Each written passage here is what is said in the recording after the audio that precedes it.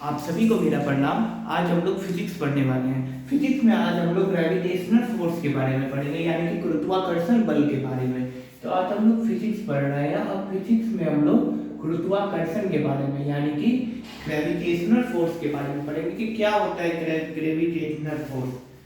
ये कैसे, मतलब कि इसका फॉर्मूला क्या होता है, इसका न्यूमेरिकल कैसे सॉल्व होता है, ये सब चीज़ के बारे में हम लोग आज की क्लास में देखेंगे।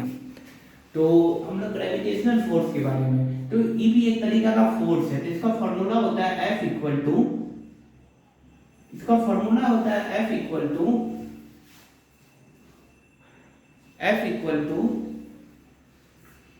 m1 m2 by r square. इसको हम लोग ऐसे समझते हैं कि दो को मान के चलिए पिंड है, इसको हम लोग मान लेते हैं m1, इसको मान लेते हैं m2 और इसके बीच का दूरी आर स्क्वायर। तो यही हुआ m1 m2 by r square. अब इसके फॉर्मूला से ही हम लोग को पता चल रहा है कि इस द्रव्यमान के ऊपर डायरेक्ट निर्भर करेगा, यानी कि कोई चीज का वेट पड़ेगा, उसका ग्रेविटेशनल फोर्स पड़ेगा। जैसे मान के चलिए 2 किलो का मत करा है और 3 किलो का मत करा है, तो 2 किलो वाला के पास 3 किलो वाला के अपेक्षा कम ग्रेविटेशनल फोर्स होगा, लेकिन 3 के पास ज्यादा होगा। यानी कि जितना इसका नंबर बढ़ते जाएगा ग्रेविटेशनल फोर्स भी बढ़ते जाएगा ऊपर वाला के लिए। m1 m2 अगर मास बढ़ेगा ग्रेविटेशनल फोर्स भी बढ़ेगा, मास कम होगा ग्रेविटेशनल फोर्स भी कम होगा। इनडायरेक्ट है, मतलब कि अगर E बढ़ेगा तो E भी बढ़ेगा, E कम होगा तो E भी कम होगा। अभी आर स्क्वायर, आर एफ का देख रहा है, कोना कोनी है यानी कि उल्टा है। आर को बढ़ाएंगे एफ कम होगा, अगर आर को 2 गुना बढ़ाएंगे तो आर की जगह पर 2 लिखाएगा और 2 का स्क्वायर 4, यानी कि फोर्स 4 गुना कम होगा। अगर इसको 2 गुना कम करेंगे तो 4 गुना बढ़ जाएगा। 2 गुना कम किए तो 2 का स्क्वायर 4, तो 4 गुना ही नीचे चला जाएगा, यानी कि कम चला जाएगा। और अगर 4 गुना अगर इसको बढ़ा दिए तो 4 4 60, तो 16 गुना बढ़ जाएगा। अब कभी कभी क्या होता है, एग्जाम में पूछ देता है परसेंट में, तो परसेंट में हम लोग 3% बढ़ गया या 4% बढ़ गया, तो परसेंट में हम लोग को क्या करना है, 2 से गुना कर देना, नहीं तो बहुत दिक्कत होता है फिर अगर नहीं ये बात पता रहता है। नॉर्मल सा तरीका है, इसको 2 से मल्टीप्लाई कर देना। अगर बोलेगा कि 3% का बढ़ोतरी हुआ रेडियस में यानी कि दूरी में, तो 3 गुना 2 बराबर कितना होगा, 6 होगा, तो 6 गुना फोर्स कम हो जाएगा। अगर बोलेगा 4 गुना का बढ़ोतरी हो गया तो 4 गुना 8, यानी कि 8 गुना का कमी हो जाएगा। अब अगर बोलेगा कि 4 गुना कम कर दिया गया, 4 गुना नहीं 4%, अगर गलती से गुना बोल दिए हो तो माफी चाहते हैं। अगर 4% अगर कम हो गया तो 4 गुना 8, यानी कि 8% बढ़ जाएगा। ई कम होगा, ई बढ़ेगा, ई बढ़ा हुआ है इसका मतलब ई कम हुआ है, मतलब ये एकदम इनवर्सली प्रोपोर्शनल है। ये डायरेक्टली प्रोपोर्शनल है, इनवर्सली प्रोपोर्शनल है, विद कर्मानुपाती है। तो ये मतलब ए वो बढ़ेगा तो ए वो कम होगा।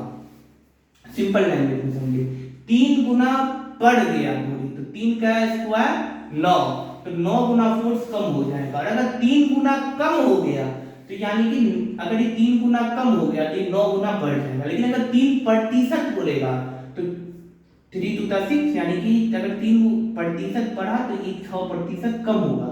और अगर ये 3% कम हो गया यानी कि 6% बढ़ेगा।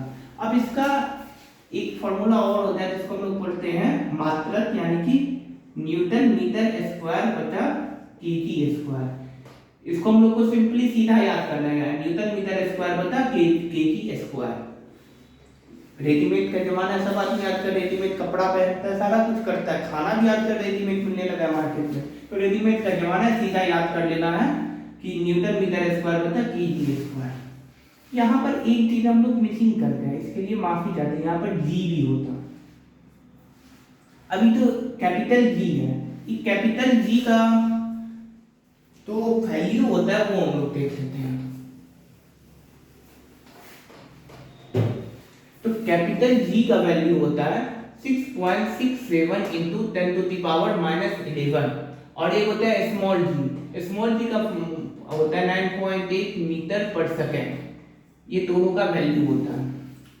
अब इसी में हम लोग स्मॉल जी का एक फार्मूला देखते हैं। तो इसका होता है v equal to small G equal to capital G m by r square.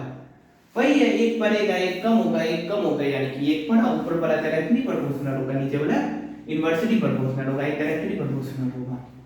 बस यही फॉर्मूला है, यही फॉर्मूला के बेसिस पर पूरा ग्रेविटेशनल चैप्टर निकलता है। अब देखिए रेडियस, हम लोग एक नॉर्मल सा एक और हम लोग देखते हैं एग्जाम्पल के तौर पर। बहुत छोटा होने के कारण बार बार मिटाना पड़ता है, नहीं तो ये एक ही बार में हो जाता बड़ा हो जाने पर। अब हम लोग देखते हैं कैसे हम लोग ये अर्थ मान लेते हैं।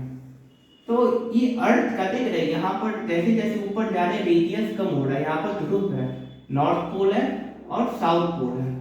तो नॉर्थ पोल और साउथ पोल में रेडियस क्या हो गया, कम हो गया, तो फोर्स क्या होगा, बढ़ेगा।